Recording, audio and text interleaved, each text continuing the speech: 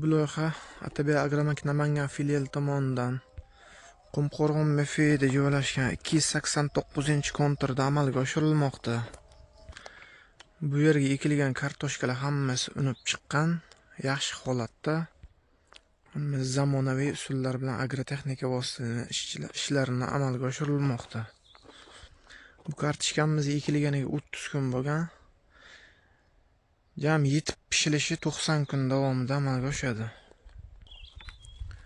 Ushbu loyihaga 70 ta dehqon xo'jaligi biriktirilgan. Har bir dehqon xo'jaligi uchun o'rtacha 15 sotixdan yer maydoni to'g'ri keladi.